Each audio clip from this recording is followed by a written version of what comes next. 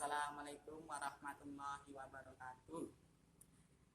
Alhamdulillahirabbil alamin wa bihi nasta'inu umuri dunya waddin wassalatu wassalamu ala asrofil anbiya'i wal mursalin wa ala alihi wa sahbihi ajmain amma ba'du.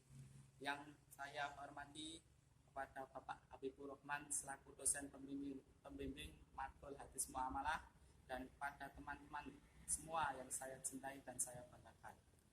Hari ini saya perwakilan dari kelompok 5 yang akan menjelaskan tentang materi, yaitu larangan-larangan dalam hal jual beli.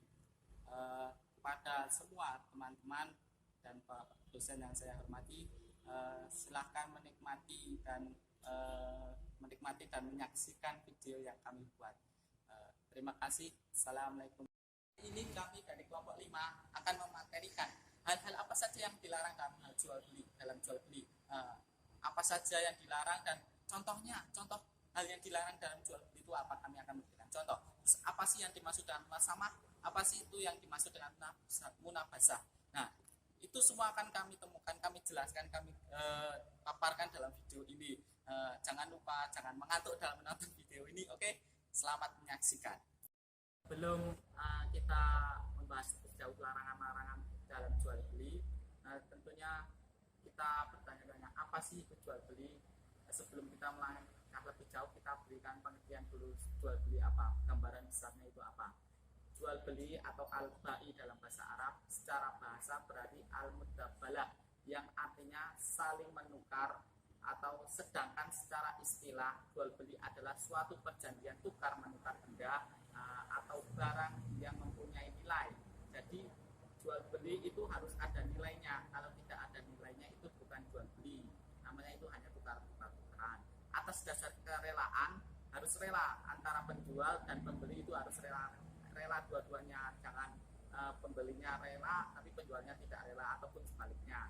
Atau kesepakatan antara dua belah pihak, atau kita bisa menyebutkannya dengan akad, dengan perjanjian atau ketentuan yang dibenarkan oleh syara.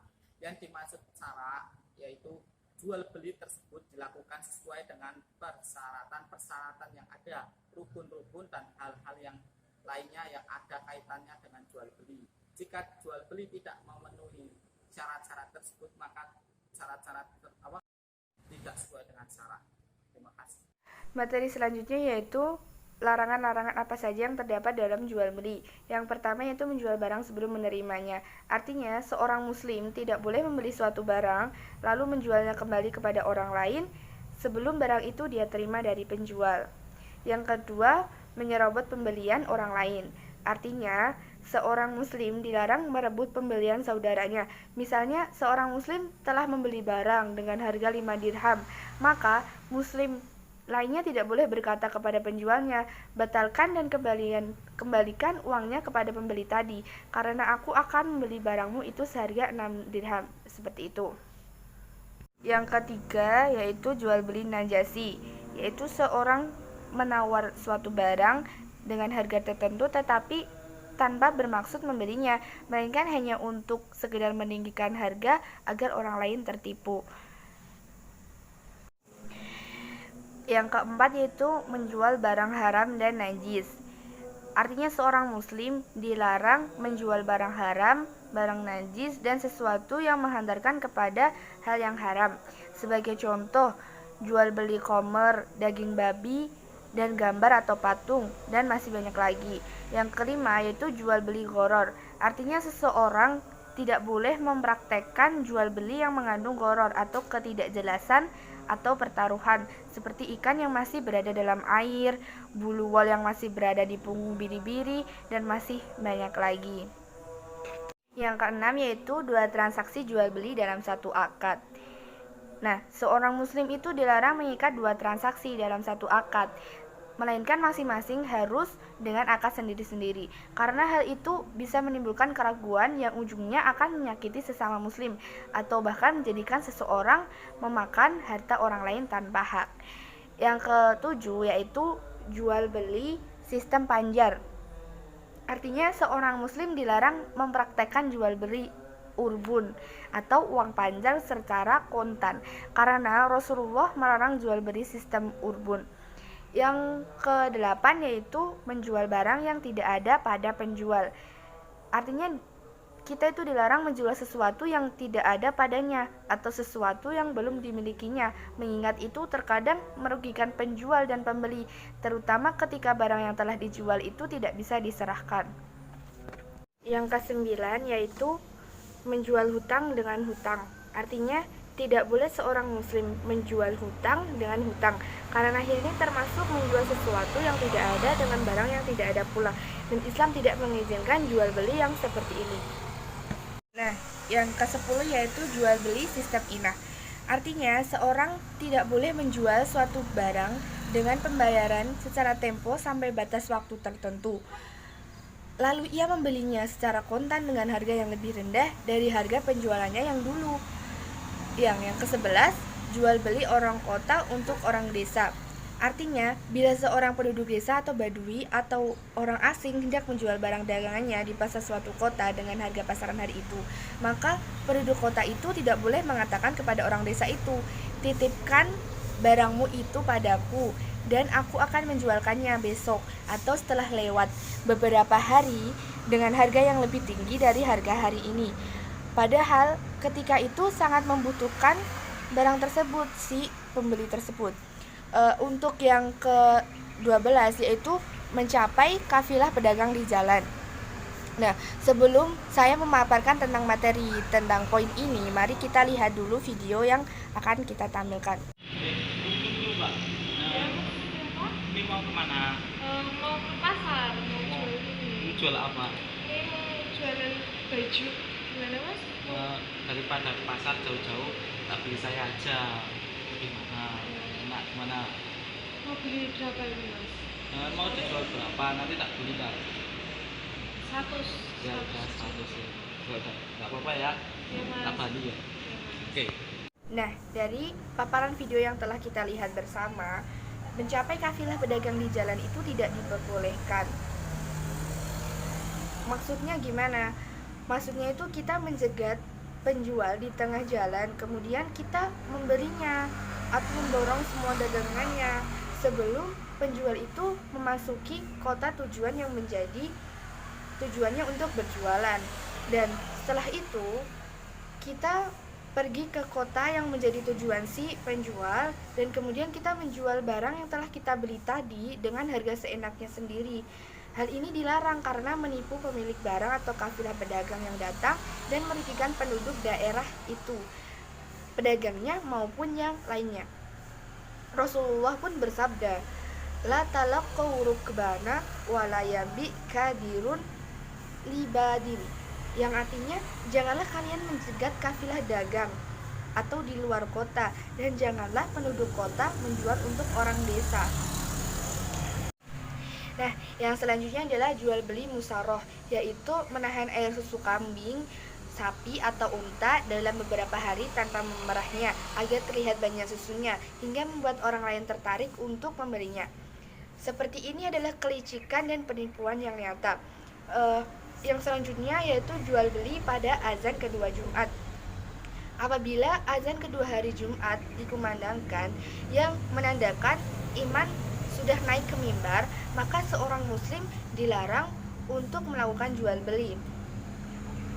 Nah, yang selanjutnya yaitu jual beli muzabanah dan muhaqolah, yang artinya seorang muslim dilarang menjual anggur basah yang masih di tangkainya dengan takaran anggur kering yang diterkam, tanaman biji-bijian yang masih ditangkainya dengan takaran biji-bijian kering secara perkiraan, dan tidak boleh juga menjual kurma basah yang masih di pohonnya dengan takaran kurma kering secara terkaan juga, kecuali jual beli aroya yang diperbolehkan Nabi Shallallahu Alaihi Wasallam. Aroya di sini seseorang memberi hibah saudaranya satu atau beberapa pohon kurma yang buah kurmanya tidak boleh dari 5 wasak. Kemudian ia merasa kesulitan ketika akan memasuki kebun untuk memanen pohon-pohon tersebut. Lalu pemberi hibah membelinya setelah jumlahnya diperkirakan dengan ukuran kurma. Nah, Larangan yang terakhir yaitu jual beli sunya, yaitu seseorang menjual sesuatu barang dengan mengecualikan sebagainya, kecuali bila yang dikecualikan itu diketahui dengan jelas. Misalnya, bila seorang menjual kebunnya, maka tidak boleh ia mengecualikan satu pohon kurma atau pohon lainnya yang tidak diketahui, sebab hal itu mengandung gharar yang diharamkan. Selanjutnya adalah mulasama adalah transaksi yang terjadi jika seseorang pembeli menyentuh kain dari seorang penjual tanpa harus membolak-baliknya, maka kain tersebut adalah milik dari pembeli tersebut. Mari kita lihat contoh itu.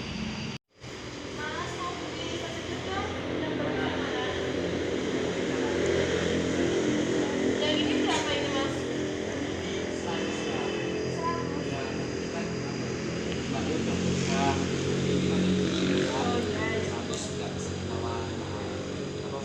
Ya, nggak apa-apa mas. Makasih mas. Materi selanjutnya adalah munabasah. Munabasah adalah transaksi yang terjadi jika seseorang melempar sesuatu. Seperti contohnya sebagai berikut.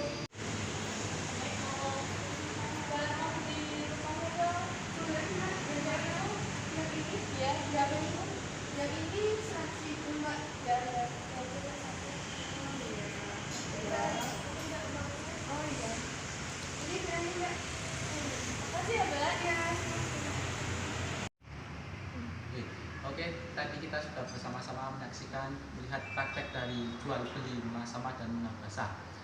Ingat ya, jual beli mulasama dan munabasah tadi itu termasuk jual beli yang dilarang oleh Rasul. Hal itu berdasarkan pendapat dari Imam Bukhari dan Muslim yang diriwayatkan dari Abu Mas'ud radhiyallahu anhu. Berikut isi hadisnya. Nahan Nabi sallallahu alaihi wasallam anil musalamati wal munabadati bil ba'i, yang artinya Nabi sallallahu alaihi wasallam melarang jual beli mulasama dan munabasah dalam hal jual beli. Kenapa hal itu bisa dilarang? Jual beli mulasama itu dilarang atau tidak layak dengan dua sebab adanya yaitu yang pertama itu jahalah atau tidak adanya kejelasan barang. Yang kedua masih tergantung dengan syarat. Syaratnya adalah yaitu bila mana seorang pedagang berkata, aku jual pakaian atau aku jual barang yang kau untuk padamu. Jual beli, lalu selanjutnya jual beli munabasah. Jual beli munabasah tidak sah karena ada dua alasan menurut para ulama, yaitu alasan pertama karena tidak ada kejelasan barang yang akan dijual. Yang kedua, barang yang dijual masih tergantung pada syarat, yaitu apabila kain tersebut dilempar kepadanya, maka kain tersebut sudah menjadi milik dari pembelinya. Oke. Dapat disimpulkan bahwa materi yang kita jelaskan tadi adalah contoh-contoh larangan dalam jual beli. Salah satunya adalah menghadang penjual di tengah jalan. Itu adalah contoh larangan jual beli yang dilarang di dalam syariat Islam. Dan mulasama dan munabasah adalah cara jual beli yang diharamkan dalam Islam juga. Oke, dari kesimpulan yang tadi kita telah dapatkan, kita sebagai pembeli harus pandai-pandai memilih dan memilah barang mana yang harus dibeli, dan kita juga sebagai penjual tidak boleh harus merasa untung. Kita juga menjual barang yang terbaik, harus kemaslahatan harus diperhatikan, untuk kepentingan orang lain juga harus diperhatikan, walaupun harus keuntungan harus didapat, tapi kita tidak boleh merugikan orang lain. Sekian presentasi yang dapat kami lakukan.